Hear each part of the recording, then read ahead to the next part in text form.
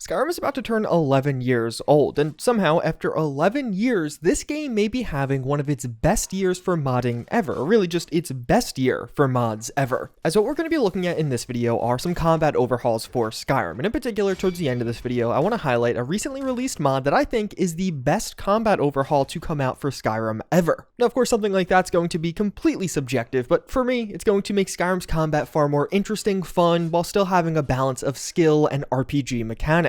But first, let me change your life. Opera GX is a special version of the Opera browser, built specifically for gamers like you. And there's even a mobile option with GX Mobile that can connect back to the desktop version. Opera GX gives you the ability to browse the web and chat simultaneously. It has built-in integrations for Discord, WhatsApp, Telegram, and a ton of other options, and you'll even get things like notifications in your browser. With all the latest Skyrim mod news happening on Discord, this is the perfect way to stay up to date while you're just browsing the web. But GX Corner will help you keep up to date with gaming overall. Opera GX will actively update you with the best game deals, free games available right now, and even breaking game news, regardless of which platform you play on. I mean, to me, it's literally a no-brainer. Opera GX is just better and will genuinely improve your web browsing experience, so you could use my link in the video description and download Opera GX today on either desktop or mobile. In this video, we're going to build up to that perfect combat overhaul, because there's a couple of other mods I think you're going to want to download in addition to that overhaul, including just MCO, which is the modern combat overhaul. In Skyrim by default, you have an almost full free range of motion when attacking. You're able to completely skirt around enemies, swinging wildly in their direction, but your movement isn't really locked down. Modern combat overhaul is going to change that. At its core, what this will do is require you to commit to attacks, just like many other modern games out there. In effect, motion data is now tied to attacks. When you swing, your character will move in a certain way and it'll lock you into that movement. So you can see here, I am lunging in enemies' directions as I attack them. Now when you attack someone in Skyrim, you're entering into what is almost a several second long animation lock. This will require you to put a bit more thought into attacks, as they will leave you more vulnerable than in vanilla Skyrim. I know though, all of that may just sound odd or dumb in Skyrim, it actually has a lot of really awesome benefits, like weapons now have movesets. Depending on which weapon you are using, things will visually look different, and perhaps even more importantly, things will feel different in gameplay. There's going to be a far larger and drastic difference between quick weapons and heavy weapons that take longer to swing, because naturally, the longer the animation, the more locked in you are, so there's a real pro and con of using heavy weapons now. You have better reach, especially if you're using a mod like Precision, you have better damage, but you have a longer swing and animation where you're vulnerable. Conversely, it is in some ways a huge buff to things like daggers